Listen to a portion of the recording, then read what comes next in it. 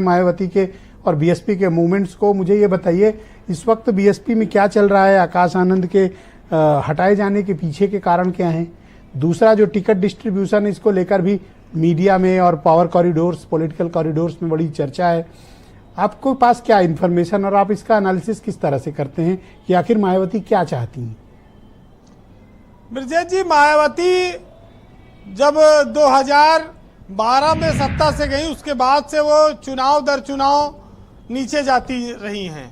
उनकी पार्टी का प्रदर्शन कमजोर रहा और 2014 के लोकसभा चुनाव में वो 0 पे आई। फिर सपा से गठबंधन करके उनके 10 सांसद जीते, लेकिन 22 के विधानसभा चुनाव में वो 1 पर आ गई और इस बार वो चुनाव अकेले लड़ रही हैं।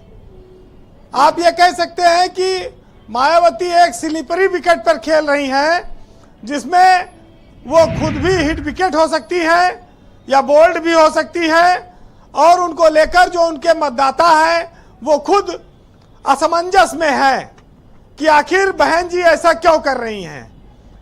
मायावती के लिए एक चीज इन दिनों बड़ी आम हो गई है कि वो शायद डर गई हैं, जिसको लेकर लोग चर्चा करते हैं। अब इसमें कितनी सच्चाई है, ये बार बार बात आती है, और जब भी कैंडिडेट बदला जाता है तो ऐसा लगता है कि मायावती कुछ कारणों से कैंडिडेट बदल रही हैं। वैसे कैंडिडेट सारे दल बदलते हैं, समाजवादी पार्टी भी बदलती है, लेकिन जब मायावती बदलती हैं तो ये माना जाता है कि वो समाजवादी पार्टी को, इंडिया गठबंधन को नुकसान पहुंचाने के लिए कैंडिडेट बदल रही हैं। दलित वोट बैंक खिसका, कितना खिसका? पहले खिसका था तो भाजपा के साथ ज्यादा लाभार्थी बन के चला गया। इस बार कुछ लोग ये भी कह रहे हैं कि जो दलित मायावती से खिसक रहा है वो इंडिया गठबंधन में भी जा सकता है। बीजेपी को मायावती के अकेले लड़ने का उतना फायदा नहीं हो रहा है जो होना चाहिए। तो जो मायावती एक नए नए प्रयोग कर रही हैं, उससे बहुजन समाज और पार्टी का कितना उत्थान होगा ये चुनाव के परिणाम बताएंगे। लेकिन अधिकतर लोग ये चर्चा करते हैं कि उनकी लड़ाई समाजवादी पार्टी और इंडिया गठबंधन को हराने की है जी। वो ये मानती है कि तुम हमें न चाहो तो कोई बात नहीं, लेकिन तुम साइकिल को वोट ना देना। तो ये भी आज उन्होंने बात कही भी है कि सपा एक आरक्षण विरोधी पार्टी रही है, दलितों की विरोधी है। आज वो जो हंस रहे हैं वो अपने गिरेबान में झांकें, और उन्होंने ये बात कही कि भाजपा भले वोट चला जाए लेकिन सपा को वोट ना देना। ये बात उन्होंने एक बार कही थी। ब्रजेश जी, सियासत में बहुत सारे लोग बिगड़े बोल बोलते हैं, हेट स्पीच भी होती हैं। रमेश बिधूड़ी ने भरी संसद में दानिश अली के लिए क्या क्या नहीं कहा था, जाति सूचक भी कहा था और तमाम सारी चीजें कही थी। उनको कोई सजा नहीं हुई। आज जब मायावती आकाश आनंद पर यह कार्रवाई करती हैं तो लोग उस बात को फिर याद करते हैं कि एक नारा उन्होंने दिया था कि तिरक तलाजू और तलवार, और इनको मारो 4 5 6 7 8, ये उनका एक नारा था। लेकिन मायावती जब सत्ता में रही तो उन्होंने नोटों की माला पहनी, उनको विरोधियों ने दौलत की बेटी से नवाजा, उनके लिए तमाम सारी बातें कही गई। आकाश आनंद 5 महीने नेशनल कोऑर्डिनेटर के पद पर रहे, मायावती के वो उत्तराधिकारी रहे। 28 अप्रैल को सीतापुर की जनसभा में भाजपा के खिलाफ जो उनका आतंकवादी वाला बयान था, उस पर उनके ऊपर मुकदमा भी हुआ। चर्चा ये लोग कर रहे हैं जब मायावती ने उनकी रैलियां रद्द कर दी तो वो दिल्ली में रहकर भी पार्टी के प्रचार प्रसार में लगे थे, उससे भी मायावती नाराज थी। और जो वो लगातार मीडिया में इंटरव्यू दे रहे थे, उससे भी मायावती नाराज हुई, जो टीवी चैनलों पे उनके इंटरव्यू आ रहे थे। तो ये सब चीजें रही जो आकाश आनंद जैसे एक नौजवान, जो हालांकि वो भाषण बहुत तेजी से दे रहे थे और उसी बीजेपी के खिलाफ भाषण दे रहे थे, जिससे वाई कैटेगरी की सुरक्षा उनको मिली हुई है और इसी चुनाव में मिली थी। तो ये तो बात आई, लेकिन मायावती के लिए अब एक परसेप्शन, एक विचार बनता जा रहा है कि वो चुनाव शायद जीतने के लिए नहीं, हारने और हराने के लिए लड़ रही हैं। ये बात जब लोगों में बात आ गई तो अब जौनपुर और बस्ती जो टिकट बदले गए, एक में कहा गया कि धनंजय सिंह ने खुद टिकट वापस कर दिया, बाद में वो कह रहे हैं कि हमने वापस नहीं किया, हमारा काटा।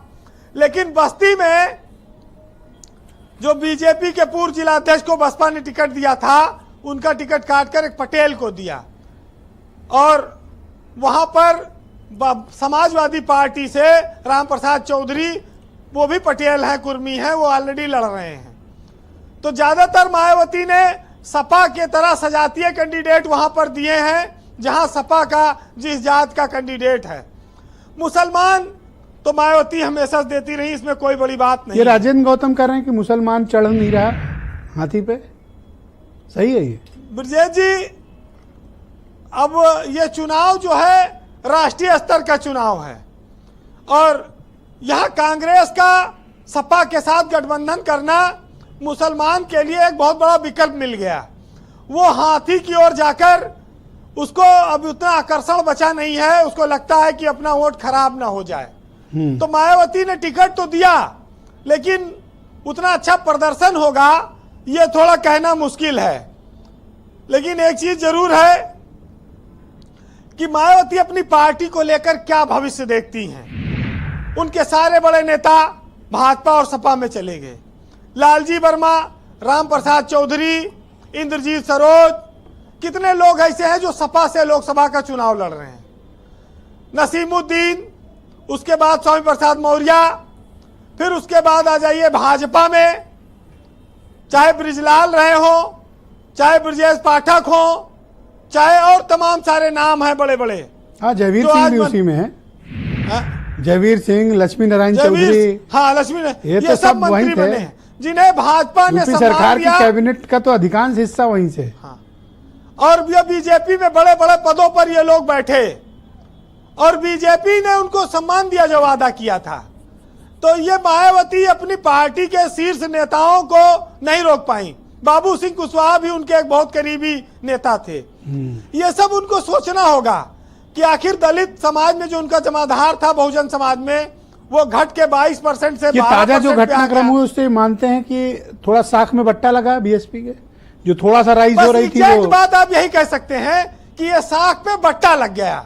और ये जब आपके बारे में एक राय कोई बन जाएगी, अगर दलित समाज ने ये मान लिया कि बहन जी कि कहीं से वो बार बार कैंडिडेट बदल रही है और हमारे वोट का जो है वो बेकार चला जाएगा, तो दलित समाज अगर घूम गया तो फिर उससे उनका बहुत आगे चलकर नुकसान होगा। राजेंद्र गौतम की इस बात में कितना दम है? कह रहे हैं कि वो जो प्रसिद्धि मिल रही थी, जो नाम और शोहरत और बहुत कम वक्त पे जो मुकाम आकाश ने बना लिया था, बहन जी को जलन हो गई थी, अखर रहा था। देखिए, ऐसा इनका कहना है। आकाश का नाम ही ऐसा है कि वो आकाश में उड़ने वाले सितारे के तौर पर उनका उदय हुआ था।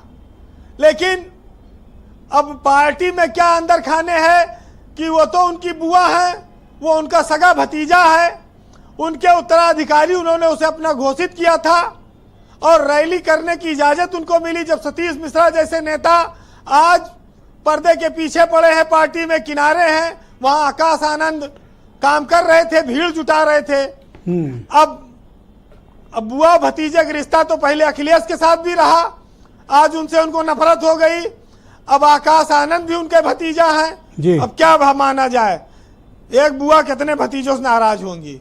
सुनिएगा कि माजी के जख्म खाए हैं तो दुखेंगे ही, कुरेदते क्यों हो, आगे बढ़ना अगर मकसद है तो फिर बार बार मुड़ते क्यों हो।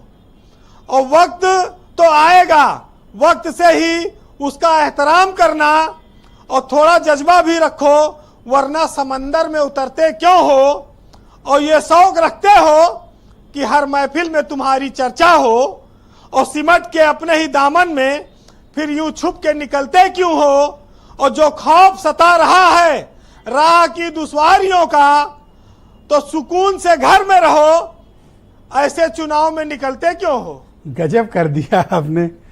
नावेद सिद्दीकी को तो बेहोश